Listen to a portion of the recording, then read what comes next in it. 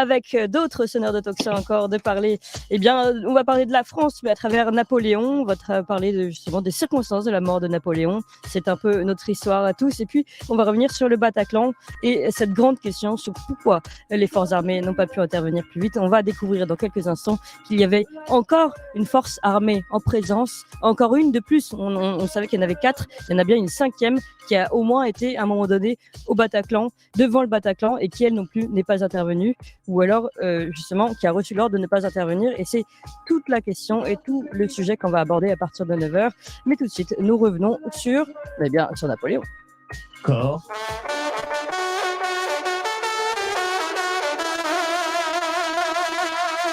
Corps.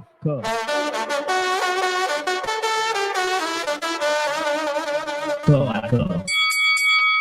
Alors, changement d'ambiance, hein. On parle de Napoléon, je vous l'ai dit, à l'occasion de la sortie événement en salle aujourd'hui du long métrage Napoléon de Ridley Scott avec Joaquin Phoenix, un film campé à l'écran donc par Joaquin Phoenix qui revient c'est environ 2h38 sur la conquête du pouvoir et la chute de Bonaparte à travers le prisme de sa vie sentimentale partagée avec Joséphine, incarnée à l'écran d'ailleurs par Vanessa Kirby. Alors, il faut le dire, l'accueil de la presse française a été plutôt mitigé sur ce film. On va en parler avec Jean-Louis Tremblay qui non seulement a vu le film, mais surtout qui a eu la chance de pouvoir interviewer Ridley Scott pour le nouveau numéro du Figaro Magazine qui va sortir à partir de demain, c'est ça Jean-Louis Tremblay, vous allez nous dire.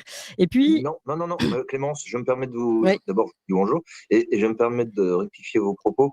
C'est dans le dernier numéro, celui qui est sorti le week-end dernier. Ah bah voilà, ouais, vous faites bien de me rectifier immédiatement, Jean-Louis Tremblay. Et puis, nous sommes avec Philippe Bornet. Bonjour Philippe Bornet, et merci beaucoup d'être là. Et ce qui va être très intéressant, c'est que, évidemment, on va parler un petit peu de ce film et surtout de l'accueil français et de ce qu'en pense Ridley Scott. Mais on va aller un peu plus loin, nous, dans cette journée accordée à Napoléon. On va s'intéresser aux circonstances de la mort de Napoléon. Ça, c'est un travail inédit réalisé par Philippe Bornet et puis le professeur Gérard Lucotte, avec à travers ce livre Napoléon assassiné, donc livre qui n'est pas encore édité, je le précise, mais nous on a pu avoir en exclusivité vos écrits et on va se rendre compte que finalement tout ça n'est pas encore réglé, on ne sait pas vraiment comment est mort Napoléon, et vous avez une autre piste que celle qui est la piste officielle. On en parle dans quelques instants, mais d'abord Jean-Louis Tremblay, je me tourne vers vous. Vous avez vu le film, vous avez interviewé Ridley Scott, alors dites-nous ce que vous en pensez. Alors, je suis très gêné parce que j'ai un immense respect pour Ridley Scott, qui est, je le rappelle, l'auteur de Gladiator, de La Chute du Faucon Noir, qui avait réalisé un premier film, son premier long métrage en 1977, qui s'appelait Les Duellistes, qui est probablement l'un des meilleurs films réalisés sur la période napoléonienne, qui met en scène 2 lieutenants de hussards qui passent toute la période des guerres napoléoniennes à se battre en duel pour une raison idiote en vérité, mais c'est une merveille de reconstitution. On avait parlé d'ailleurs avec Bernard Lugan. On avait déjà parlé, voilà. Donc ça, c'était merveilleux. Je dois dire que ce film, le dernier, Napoléon, m'a laissé sur ma faim. Je ne suis pas le seul. Pourquoi ? Parce que il est truffé d'invraisemblances et d'anachronismes. Hélas, que le casting n'est pas formidable dans la mesure où les différences d'âge entre les deux protagonistes, les deux personnages, c'est-à-dire Napoléon et Joséphine, ne sont pas respectés. Et c'est un peu gênant puisque tout l'angle du film, c'est cette relation amoureuse, quasi fusionnelle entre l'empereur et Joséphine. Alors ça, c'est un angle qui est très bon parce que je souscris à cette thèse.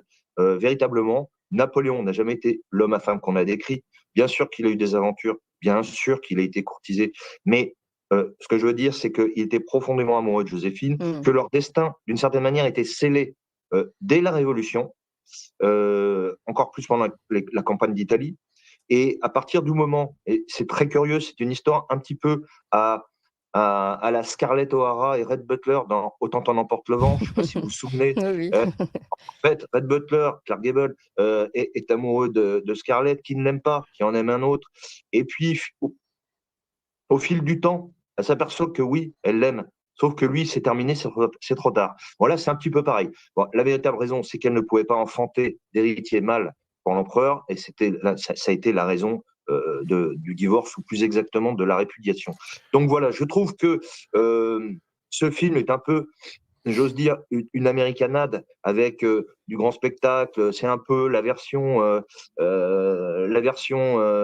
19e siècle de Il faut sauver le soldat Ryan, si vous voulez. Alors, il y a beaucoup d'effets spéciaux, d'action, de tumulte, etc. C'est pas un chef-d'œuvre. Voilà. Mais c'est très difficile de faire un film sur Napoléon. Petite réaction donc de Ridley Scott aux critiques françaises, hein, parce qu'il avait été très bien accueilli dans le monde anglo-saxon, mais beaucoup moins bien. Donc, on l'a entendu par vous et dans votre plume également, Jean-Louis Tremblay. Réponse de Ridley Scott à ces critiques, il explique que les Français, de toute façon, ne s'aiment pas eux-mêmes. Là-dessus, il a peut-être pas tort. Oui, alors, c'est ce qu'il m'a répondu, parce que il y a un paradoxe. Il y a un paradoxe Napoléon. Voilà un homme qui est admiré partout dans le monde. Quand je dis partout, y compris chez ses anciens ennemis, la Russie ou l'Angleterre. Winston Churchill était un grand fan. Dans sa résidence personnelle de Chartwell, en Angleterre, il avait un buste de Napoléon par pièce. Quand même. Même chose en Russie, où il y a des reconstitutions historiques, des sociétés napoléoniennes. Et en France, pas grand-chose. Imaginez une ville comme Paris, la capitale, où il repose, aux Invalides, sous le dôme, il y a des boulevards des maréchaux. Oui, tous ces maréchaux ont un boulevard. Lui, il n'a pas une avenue et ni même une rue. Il y a une rue Bonaparte, il n'y a rien à la gloire de Napoléon, si ce n'est l'Arc de Triomphe. Mais ça, l'Arc de Triomphe, c'est à la gloire de comment ses vous l'expliquez? Moi, je pense qu'on peut l'expliquer, Jean-Louis. C'est que Napoléon avait était un peu superstitieux et il ne voulait pas, en particulier, il n'y a jamais eu de son vivant de statue de l'empereur à Paris. Parce que Napoléon a peur de se faire déboulonner. Et quand on voit ce qui se passe actuellement à notre époque, on peut penser qu'il a raison. Et je pense que c'est un peu par superstition qu'il n'a pas voulu qu'il y ait d'avenue Napoléon Bonaparte à Paris. Oui, d'accord. Donc ce serait plutôt une volonté. Oui, mais dans ce cas-là, il est mort en 1821. 2 siècles se sont écoulés. Donc, sa volonté, ça, il ne l'a pas couché sur papier. Ce me semble. Enfin, je viens de relire son testament. Il n'a pas dit je ne veux pas de statue à mon effigie. Donc, moi, je crois que c'est plutôt un choix de la Troisième République qui n'a pas reconnu tout ce qu'elle lui devait, parce que finalement, elle lui doit beaucoup, sinon tout, notamment l'administration et toute la structure et le fonctionnement de ce pays, mais tout simplement parce que elle n'a pas retenu le général de la Révolution, elle a retenu l'empereur vieillissant. Voilà.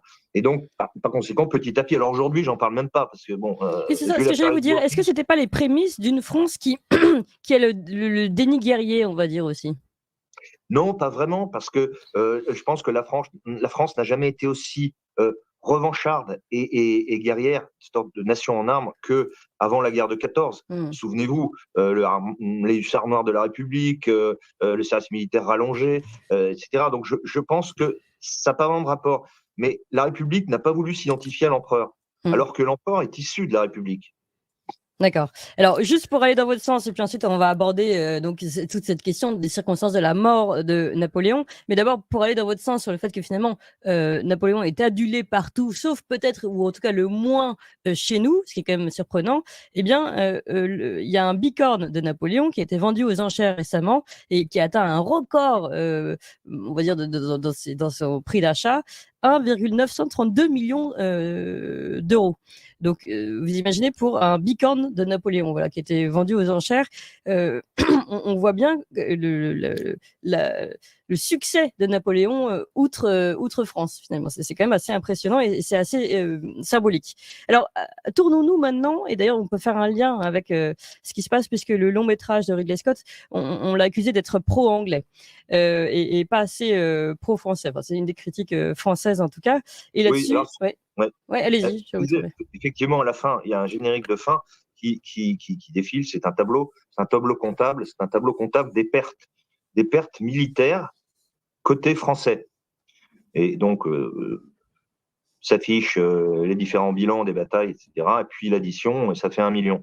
Certes, mais c'est la question que j'ai posée à Ridley Scott dans son interview. Je dis pourquoi n'avez-vous pas fait la même chose de l'autre côté ennemi, du côté des coalitions? du côté des monarchies européennes qui se sont coalisées contre l'empereur. Parce que je le rappelle, toutes les guerres qu'il a faites, à l'exception de la dernière, la campagne de Russie qui fut calamiteuse, hélas, c'était des guerres défensives.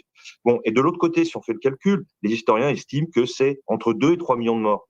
Donc, il eût fallu, si vous voulez, à mon avis, pour respecter l'équilibre, et c'est pour ça qu'il y a une critique, ce film est pro, il n'est pas vraiment pro-anglais, mais voilà, il manque peut-être un petit peu de réalisme et de justesse. Oui.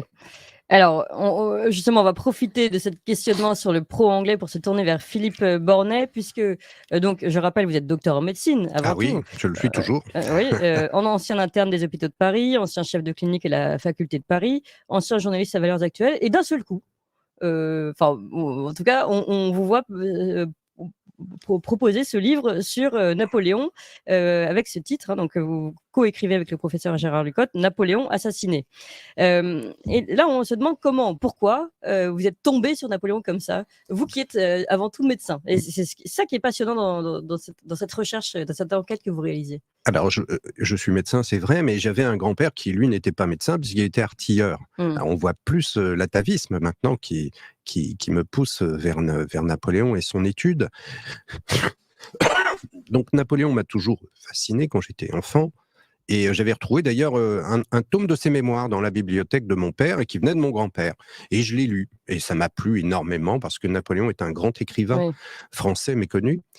Et ce qui m'a poussé à m'y intéresser. Et puis, le deuxième élément qu'on ne pouvait prévoir, c'est que très tôt, j'ai fait la connaissance du professeur Gérard Lucotte, qui est il faut le dire clairement, un des plus grands généticiens actuellement vivants, un spécialiste de l'ADN ancien qui nécessite des techniques d'études tout à fait particulières. Et Gérard Lucotte lui-même s'est intéressé depuis à peu près 12 ou 14 ans au phénomène Napoléon. Il a fait paraître de nombreuses études qui permettent d'identifier des restes biologiques provenant de l'empereur. En qui tant que permettent de retrouver... généticien. Oui, voilà, c'est ça.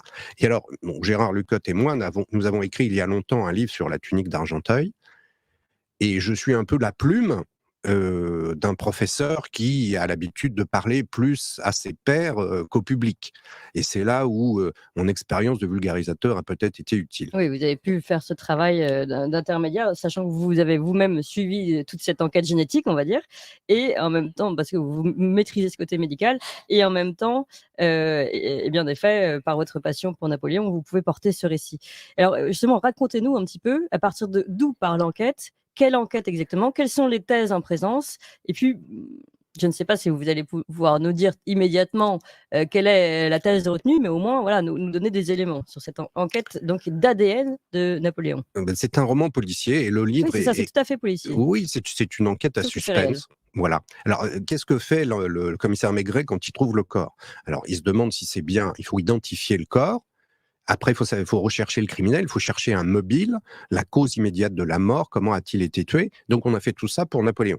Alors, en toute simplicité. En toute simplicité et à distance, ce qui n'est pas facile, même si on a des outils qui n'existaient pas à l'époque. Mais alors, je rappelle juste, je répète une dernière fois pour que ce soit clair pour tout le monde, ce qui est incroyable, c'est que tout ça est réel. C'est-à-dire que là, on n'est pas dans un récit policier, on est avec l'un des plus grands généticiens qui se procure, et vous racontez, justement des éléments du visage, je crois, de la peau de Napoléon pour tenter de reconstituer justement les éléments de sa mort. Voilà.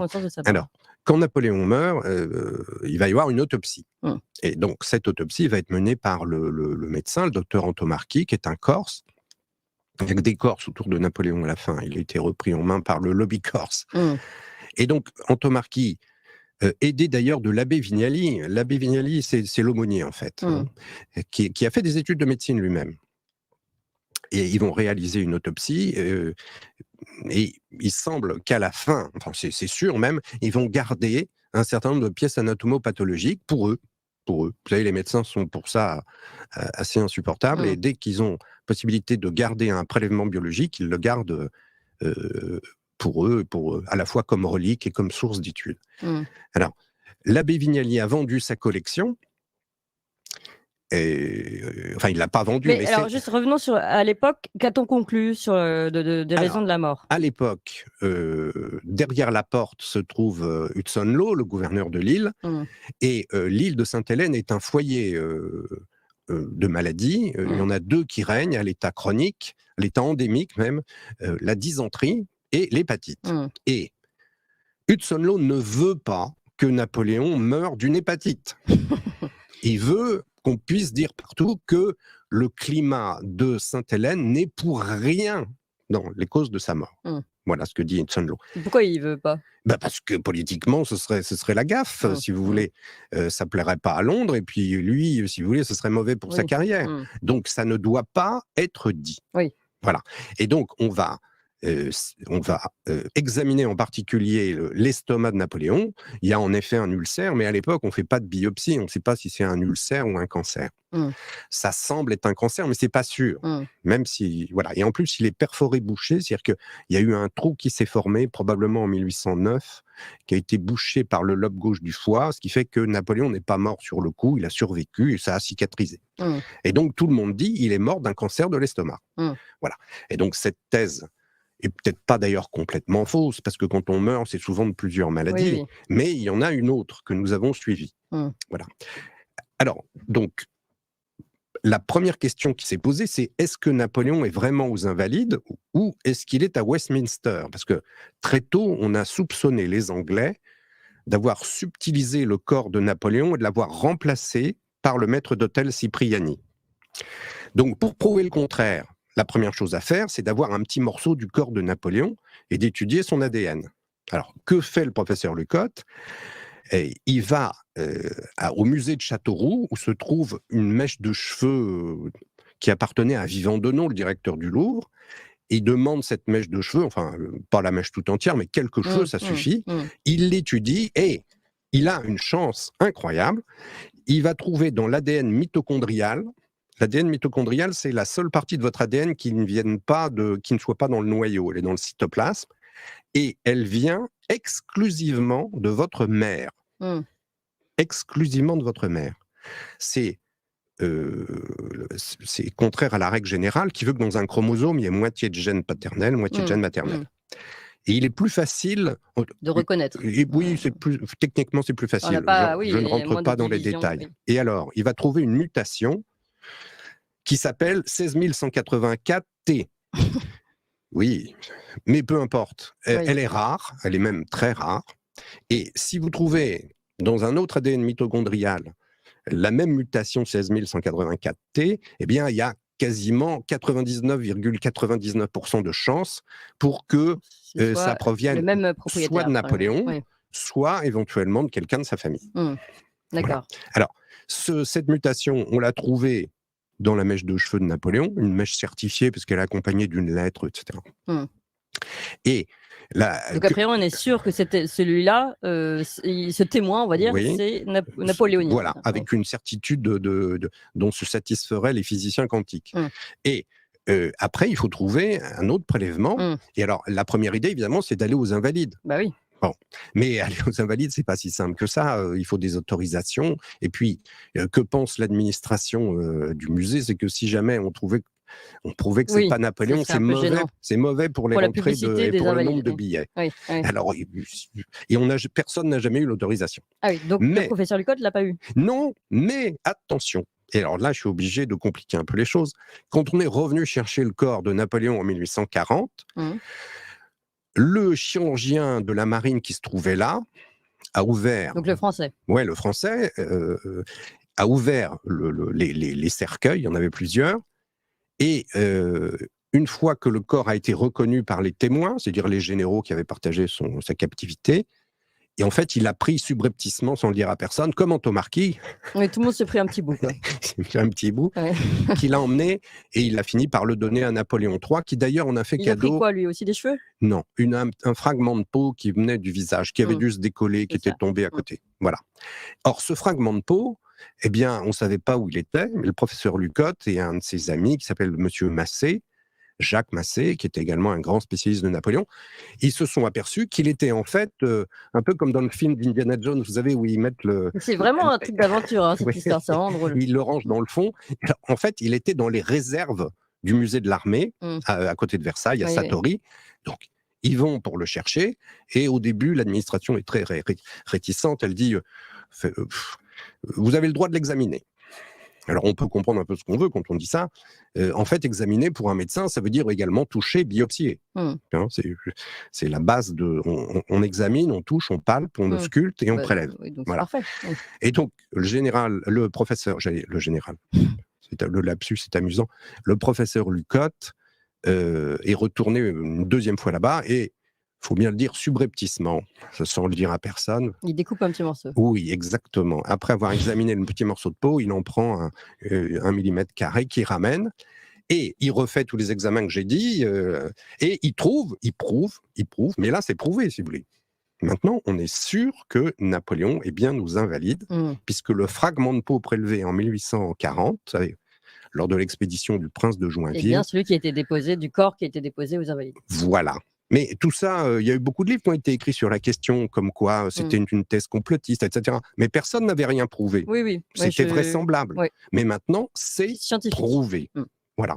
Donc là, on avance. Mais moi, j'aimerais qu'on aille sur la deuxième partie du volet, sans tout révéler, évidemment, parce que c'est un peu comme un thriller, donc on va pas révéler la fin. Mais d'ailleurs, Jean-Louis Tremblay, vous avez lu le livre en entier, vous peut-être réagir aussi.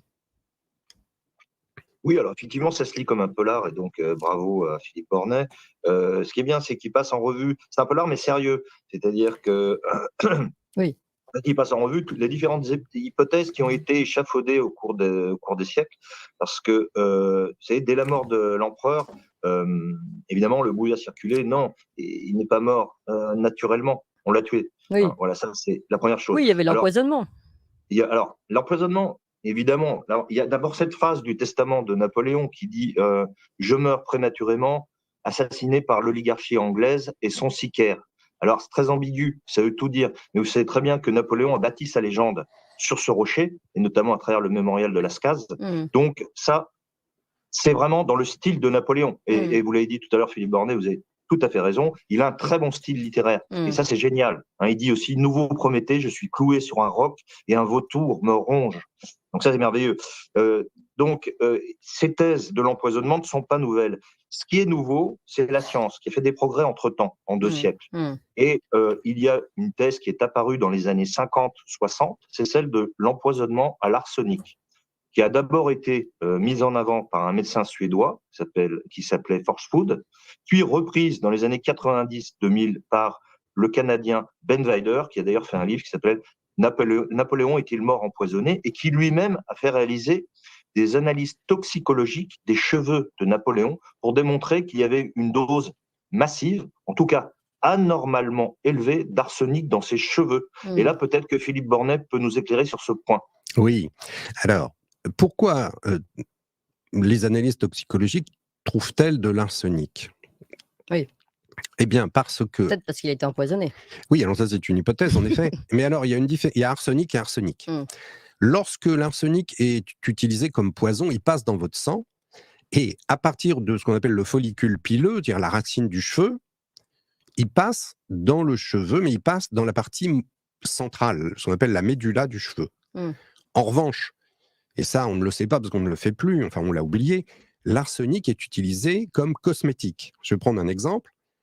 Les Vénitiennes,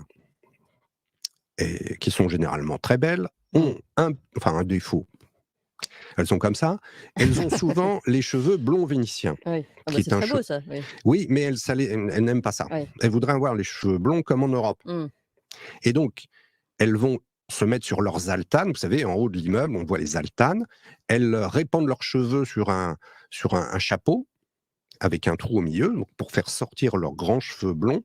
Et elles mettent une mixture chimique qui... Pour blondir. Oui, pour les blondir. Alors, l'arsenic est utilisé pour conserver le cheveu et changer sa couleur. Par exemple, les cheveux de Laetitia Bonaparte ont été examinés par Lucotte. Ils sont pleins d'arsenic. Elle n'a jamais été assassinée ni empoisonnée. Alors, Napoléon, en fait, ne le disait pas, mais utilisait aussi une mixture à base d'arsenic Mais quoi, il voulait se blondir les cheveux? Et oui, il avait les cheveux blonds vénitiens lui aussi, et les yeux bleus, on le voit très bien dans le tableau de lui qui est à Chantilly. Et il a arrêté, évidemment, quand il est sur son lit de mort. Et les cheveux que Lucotte a analysés sont des cheveux de la fin de sa vie, à une époque où il n'avait plus que faire de son apparence physique. Et donc, ces cheveux-là ne comportent pas d'arsenic. Voilà. Parce que les cheveux, à l'époque, étaient Donc, vous prélevés pour faire... balayez finalement cette thèse de l'empoisonnement à l'arsenic. Ah bah absolument, absolument. Et il n'y a pas d'arsenic dans les cheveux Mais qui alors, ont on été découvre prélevés. quand même que Napoléon faisait attention à sa figure, à sa représentation et à ses cheveux, Ah à mais sa couleur de cheveux. vous savez, Clémence, il n'y a pas plus coquet qu'un militaire. Ah bon? Ah bah, c'est une chose qui peut vous paraître étonnante, Oui. mais de nature, le militaire est coquet comme une femme, et jaloux. Et donc, il est très attentif à sa ligne, à ses capacités ça, c'est vrai. physiques, à Oui, ses oui. performances, à son visage, à la beauté de son uniforme. Et c'est pas du tout étonnant. Vous savez, on a un autre exemple. Le général de Gaulle, après avoir été opéré de cataracte, refusait de mettre ses lunettes quand il passait à la télé, il voyait rien. Eh bien, Napoléon, c'est la même chose. Et d'ailleurs, lui qui était myope, il voyait rien non plus. C'est pour ça qu'il avait sa petite longue vue qu'il mettait comme sur le tableau de Wagram pour voir quand même un peu ce qui se passait. Oui, c'était pas pour voir loin, c'était juste pour voir. C'est pour voir tout court. Oui, d'accord. Et donc, vous avez quand même abordé et mis de côté d'autres thèses également. Parce que ça, l'arsenic, vous la balayez. Oui. Ben, je ne sais pas, dites-moi ce qui vous intéresse, parce qu'il y a quand même beaucoup de choses dans le livre. Vous voulez qu'on parle des masques? Oui, par exemple. Alors, les masques, il y a plusieurs... Alors, ce qui est difficile, c'est qu'il y a plusieurs masques authentiques. Donc, Antomarchi, en fait, ne savait pas prélever un masque. Il s'est fait aider par un médecin anglais. Et il s'est d'ailleurs arrogé... Il a confisqué le masque, en fait, qui était un négatif, donc. Et quand il est rentré en France en 1821, il est passé par Londres, et un de ses premiers soins sera de faire quelques doubles de la copie, de l'original, si vous voulez, de la pièce maîtresse. Et donc, en gros, il y en aura 3. Donc, il y en aura un qui, théoriquement, doit parvenir à Madame Mère, la mère de Napoléon. Et il y en aura un autre qui, je crois, est destiné à Joseph. Et puis, ce qu'on va appeler la copie numéro 1 à partir du négatif, qui est donc un positif. Voilà. Et ce positif, il s'est retrouvé après bien des aventures plutôt. Il s'est retrouvé à la Malmaison, au musée. Il a été donné par la famille d'Antomarchi, qui, entre-temps, était allée en Amérique du Sud. Voilà, il est revenu en France dans les années 1920, je crois. Et donc, le professeur Lucotte, là encore, a eu l'occasion de l'étudier de près. Il a fait les prélèvements habituels. Et là, il a eu un coup de chance, là encore, parce qu'il faut avoir la chance pour... il faut être heureux, comme disait Napoléon. Et il a eu cette chance de trouver je crois que c'est un poil de barbe ou de sourcil qu'il a retrouvé sur le masque, qu'il a pu analyser. Et il a retrouvé la fameuse mutation. C'est bien la copie numéro 1 du visage de Napoléon, qui se trouve là-bas. Mais alors, je le dis tout de suite, c'est un vrai faux. C'est-à-dire que, en fait, quand ils ont pris le masque de l'empereur, ils n'ont pris que la partie centrale du visage, le reste s'est cassé. Et donc, si vous voulez, le front, les oreilles, tout ça, c'est une reconstitution, une anastylose, comme on dit en archéologie. D'accord. Alors, vous abordez plusieurs thèses génétiques et que vous abordez et étudiez à chaque fois. On va évidemment pas pouvoir donner la réponse, parce que c'est tout l'objectif, et c'est pour ça qu'on lit ça comme un thriller avec du suspense à chaque page pour essayer de savoir finalement quelle est la vérité, quelles sont les véritables circonstances de la mort de Napoléon. Jean-Luc Tremblay, peut-être vous voulez faire une forme de conclusion qui ouvre des portes, mais qui ne révélerait pas les conclusions finales du livre. Oui, alors pour m'être rendu personnellement à Sainte-Hélène, je peux faire un petit tableau descriptif de cette île. En vérité, j'ai envie de dire que Napoléon, c'est le premier confiné de l'histoire, et ce 2 siècles avant l'apparition du coronavirus et du pangolin, et le premier mort du confinement.